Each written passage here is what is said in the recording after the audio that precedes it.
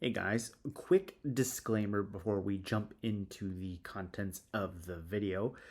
The games are just around the corner or have already come out by the time you're watching this, and plus, I'm going to be using this in front of the next couple of videos. But basically, I made a couple of videos in bulk there just to have content to upload. I'm picking up the games on Friday. I'll be doing a playthrough of Scarlet on my own and a playthrough of Violet, hopefully on the channel. But just to keep in mind going forward, I don't have the final movesets. I haven't seen any leaks. I've heard some updates regarding some moves. I don't know what moves have fully made it into the game or what moves are coming brand new wise. So, some of the information in some of these videos and the previous videos that I just put out, looking at you, Golduck, because I found out about Scald after the fact. Some of those moves got cut.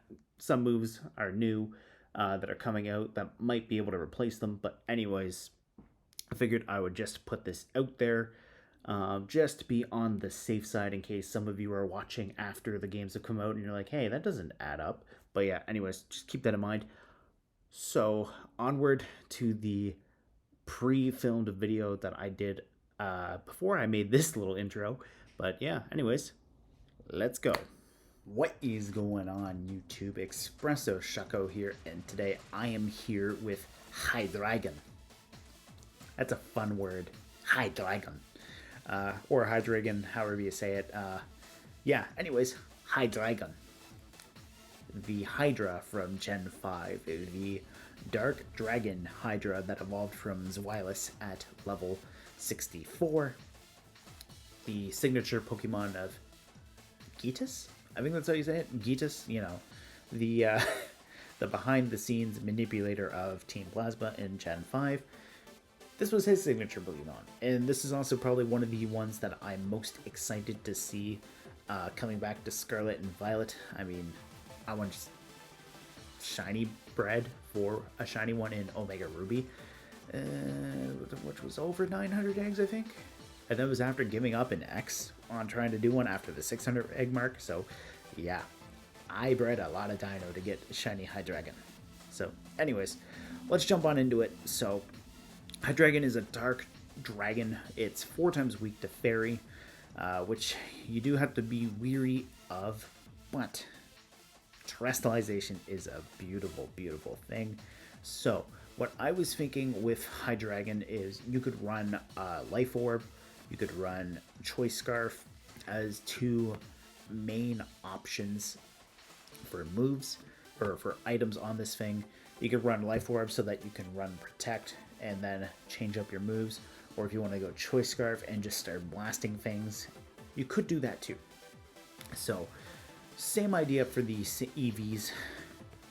Timid nature to benefit off of the most speed you can get and maximize your special attack EVs.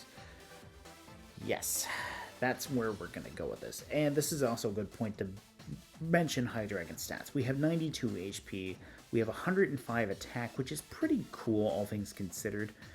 We have 90 in each defense. We have 125 special attack, which is beautiful. And we have 98 speed.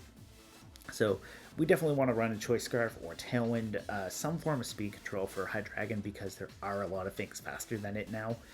But I digress. It can still do a lot of damage. 90 in both defenses and 92 HP means it can have some moderately decent bulk, depending on how you want to invest into it.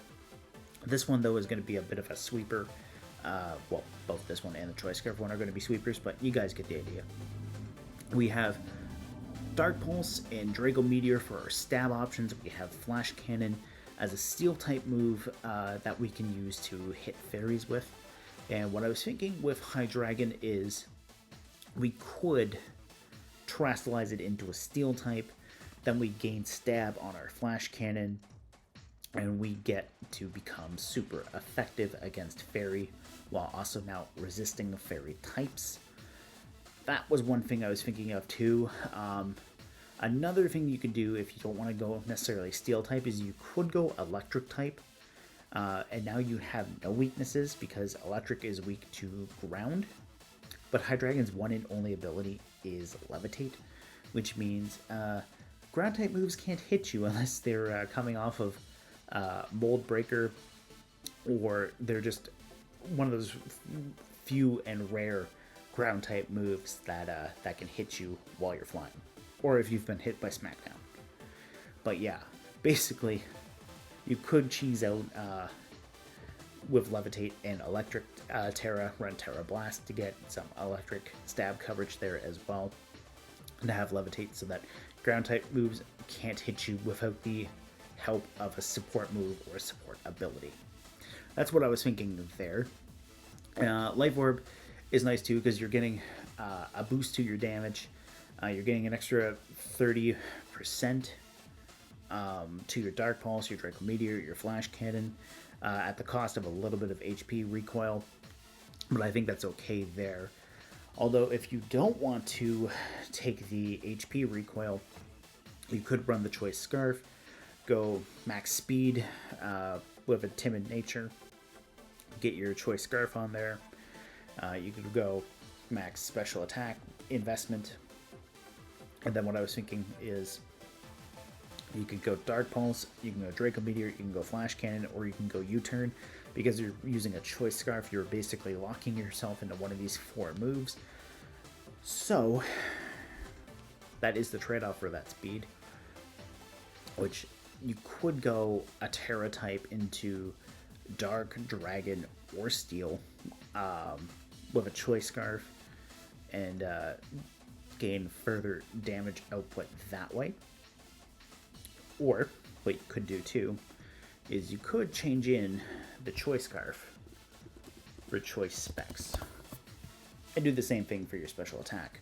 You're basically locking yourself into one of these 4 moves, but you could run Choice Specs, you can Terra type into Dark, Dragon, or Steel. And the reason why I'm not saying Bug is because Bug is basically, well, U-Turn is basically only there because it does a little bit of chip damage and switches you out. So no point in benefiting from Bug. And plus it's also a physical attack, where the rest of these are special. U-Turn is more there just for the utility of switching and getting a little bit of damage off of your opponent. That's what I was thinking there. So you could run Choice Specs to also gain a boost to your special attack, or you could just stick with the Scarf and get speed as well. These first 2 ideas here are pretty standard, with the Terra types being the main difference for changing things up. So let's jump into the really spicy idea. This third one. Physical Hydreigon. So, remember that base 105 attack stat I mentioned? That's a moderately respectable attack stat. In Gen 8, Hydreigon got access to Dragon Dance, which is basically a dragon type status move that increases your attack 1 stage and your speed 1 stage. Now you're gaining some extra firepower. So what I was thinking here is if we run, say, a Jolly, which seems a little bit weird to me saying that out loud, but we run a Jolly Hydreigon with a max attack, max speed. We go for that Dragon Dance. We're now at +1 into each of those stats. Now we're going to get a little bit faster, and now we're going to start hitting harder. So in terms of physical coverage, we get Throat Chop, which is a physical dark type move. Basically, whoever gets hit by this, they can't use a sound type move for 2 turns afterwards, which is pretty nice because that shuts down any throat spray shenanigans. If your opponent is running Perish Song, that shuts that down for 2 turns. If they're running Hyper Voice with, say, the Pixelate ability for Sylveon, or any of those other abilities like Aerialate or Galvanize that changes normal type moves into a different typing based off the ability, that's nice right there, that Throat Chop. Now, I don't know those abilities are going to be there. Pixelate probably will be because Sylveon's coming back. But anyways, that's what I was thinking with Throat Chop. we can go Rock Slide here, and then that way we get our speed up. We can potentially increase flinch chancing on the opponents by hitting them with Rock Slide. We'll hit flying types super effectively with that. We'll hit ice types super effectively, which is also nice too, because Hydreigon is weak to ice due to its dragon typing. And finally, too, the other thing that I was thinking about with Hydreigon is we could run a Rosalie Berry just in case of a fairy type attack comes our way. But once again, terastallizing is a beautiful thing. You could just take the Rosalie Berry off, become Terra Steel, and instead of Throat Chop or Rock Slide, you could run Terra Blast.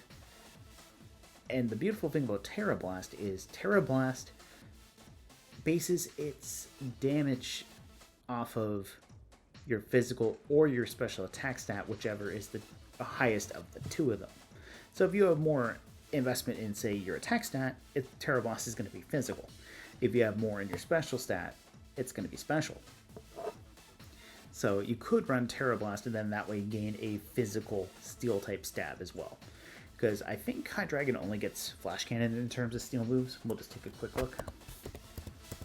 Oh, it gets Steel Wing, but Terra Blast is still stronger and more accurate than Steel Wing, so there you go.